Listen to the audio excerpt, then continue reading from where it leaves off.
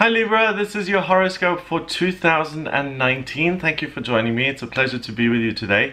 Now, the year starts with eclipse season. On the 6th of January, we have a solar eclipse in Capricorn, and that happens in your 4th house of family. Now, the solar eclipse is also a new moon, so it pulls in lots and lots of Capricorn energy into your 4th house, and you also have Pluto sitting there, the transiting midheaven, Saturn and Mercury all sitting there in Capricorn. So you're going to have a really strong desire to work at your family relationships, possibly even taking on the responsibility for other people's happiness. It opposes your North Node in Cancer, which is in your 10th house. Okay, so this is a year for you, Libra, where you really have to be careful. Do I choose family or do I choose career? And what I'm not saying, you know, I'm not telling you to join a cult and to cut off your whole family and to do a disconnect. But what I'm saying is that there is so much energy in your 4th house that you absolutely feel obligated to work on the relationship. So let's say you have problems with your mother, you're going to go and visit all the time and work those problems out. Let's say your father is in a home, you're going to visit every day and make that your priority. You know, it's really taking care of people who need help. But then what about nurturing your career, connecting with your higher power and doing what it is you want? So first of all, this solar eclipse is going to bring all of that up, and that tension between do I work on my career and my personal development versus do I serve my family, that's going to be there for 6 months. Okay, we then have a total lunar eclipse, which is also a supermoon in Leo. So supermoon means it's about 5 to 15% bigger than a regular full moon. And this full moon is at 5 degrees in Leo in your 11th house. So again, it's interrupted. The moon is what gives you a sense of ease and comfort. It really allows you to connect with friends, to have a sense of freedom, to have your hopes and dreams come true when it comes to your work and working to take care of other people. So my suggestion to you, dear Libra, would be to take all of that working energy out of your family, because a lot of times, you know, if you have someone who's a narcissist in your family and you work to really make them feel better and stuff, it's not appreciated and it's a waste of your energy. So what I would suggest is taking that root energy of I want to work, I want to be a success, I want to make something of this, pour that into your career and pour that into what are my hopes and dreams for my career. In the best possible scenario, what could happen with my job, and then work towards that. And that's what both of these eclipses do. The first gives you an amazing ability to work either on your career or your family, and the second one gives you a 6-month period in which to step into the limelight and to really achieve freedom in terms of your work. So that's a great way to start the year, and it looks like the things that you do for work become much more aligned with who you are on the inside. Now on the 19th of February, I'm only mentioning the major things which are going to happen during the year, which are really going to affect you. On the 19th of February, we have a supermoon in Virgo, and that happens in your 12th house of spirituality. So on this day, Libra, you are like a sponge. You're able to download spiritual energy, and it's going to give you the answer to the ongoing conflict. Do I help my family or do I help myself? You know, charity begins at home in the sense that you have to take care of yourself if you want to be able to help other people. If you lose your house and you don't eat and you don't take care of yourself, you're going to go to pieces and you're not going to be able to help other people anyway. So it's about finding balance here.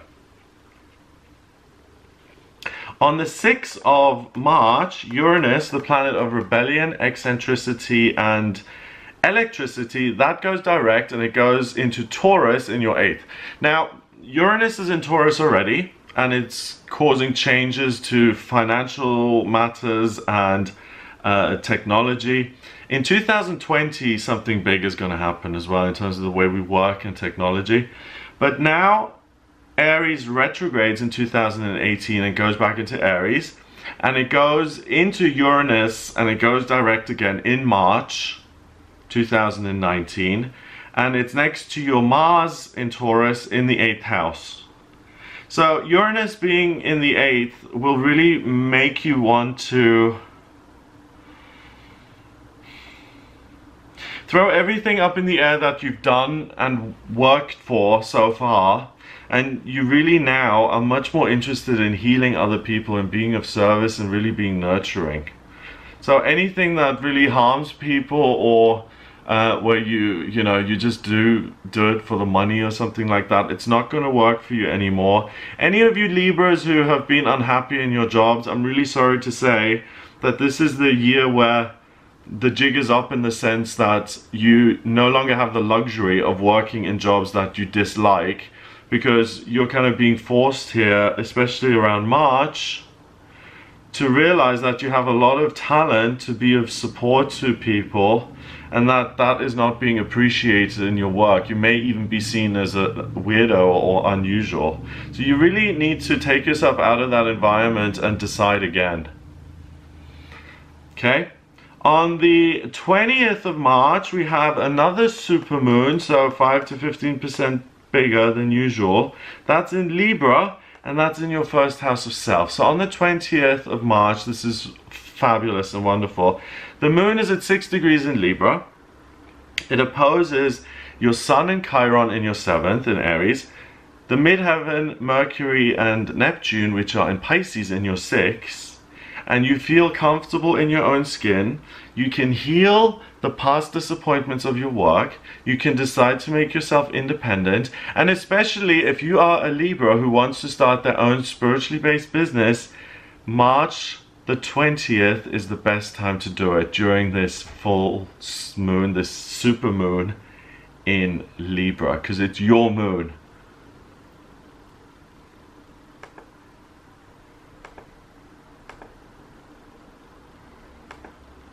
April is all about pursuing relationships and amending past pain from relationships. May is all about working and having a lot of responsibilities on your plate that come via other people. You may be a little bit frustrated in May because now it's all about others again and it's not about you.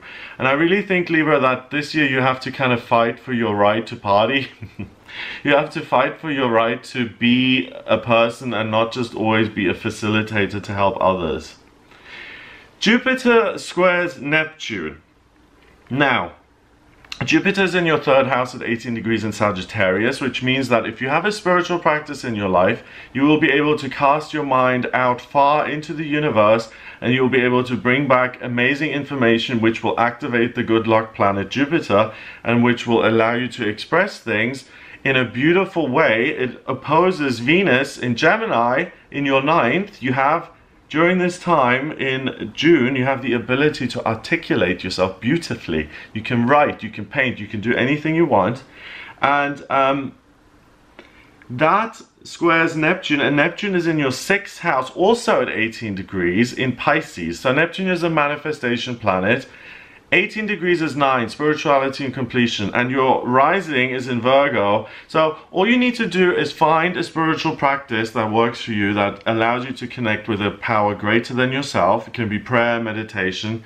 Prayer is talking to God, meditation is listening to God. There are dozens of types. Try different types until you download the information, because these Jupiter squares, they happen a couple of times this year. They happen in January, in June, in September and December for you, and they're all about connecting with a higher power, getting the information you need, and manifesting the kind of work that you want that will allow you to help others. So don't go to university, go to the University of Spirit, of the universe, and allow the higher power to teach you what you're meant to do. I feel a lot of you Libras are meant to start your own holistic businesses this year. That's what I get. Now, the second eclipse season is in July. And the first total solar eclipse is on the 2nd of July, and it's in Cancer, in your 10th house. So again, it's a new moon, it's interrupted, it pulls loads of caring energy into your 10th house. So the next 6 months are about how can I heal people, how can I nurture people in a professional sense. On the 16th, we have a partial lunar eclipse.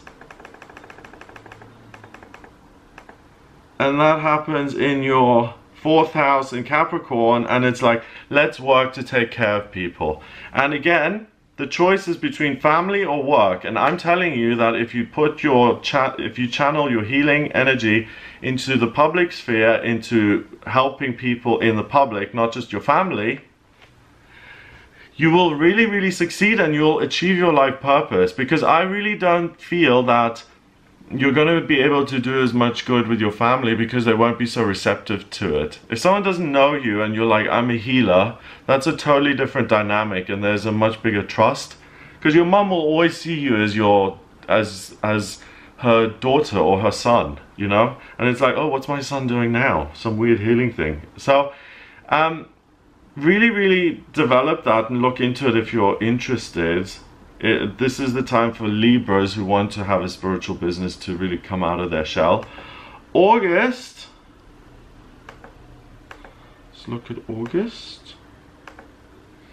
August, you've got everything in your 11th, so it's a great time to celebrate and to socialize, to communicate and to have loads of fun. August is a fun year for you, is a fun month for you, and you have the time of your life. Seriously, August is a time to party and to travel and to take some time off and to spend with friends.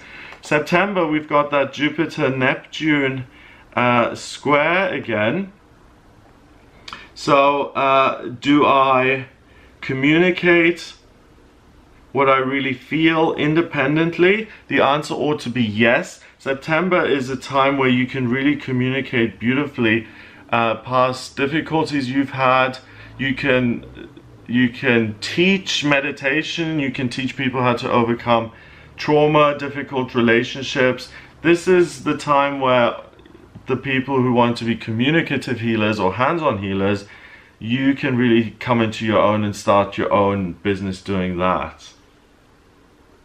So the Jupiter-Neptune square affects you differently than any of the other signs, because it actually allows you to move forward with something. All the other signs, it makes it more muddled for them.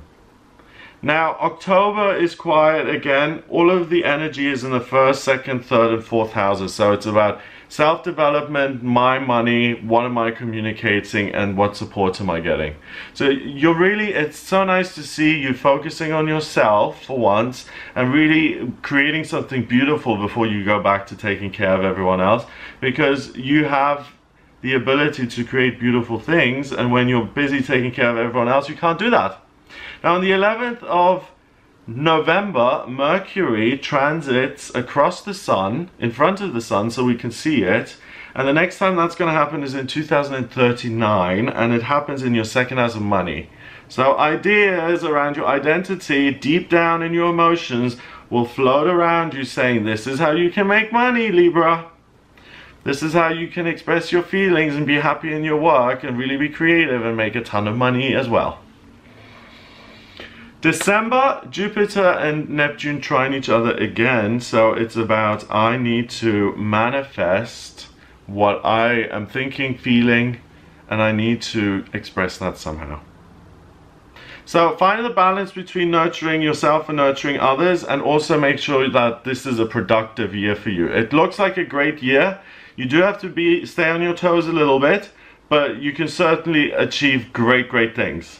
So that's what I get for you in 2019. I hope that gives you an idea of what you're working with. If you'd like a private reading with me, please get in touch via my website. It's gregoryscott.com. Click on the readings tab to order your reading. Please remember to subscribe to this YouTube channel if you like my videos. I do daily tarot readings. I do weekly horoscopes for all signs of the zodiac. I do monthly horoscopes for each sun sign and rising sign. And then I do these yearly forecasts for the sun sign and rising sign. So check out some of those videos. If you like them, subscribe and please share. In my personal readings, I use astrology and I use all the divination tools. The astrology chart gives me a blueprint of your soul. So why you've come back into this lifetime, what your life purpose is, and where you've been in past lifetimes, I can see that. What your vocational aptitudes are, what's destined for you in money and love and health and moving and spiritual progress. If you have any questions, I can answer those. So just order your reading on the website, gregoryscott.com. Hit subscribe and I'll speak to you soon.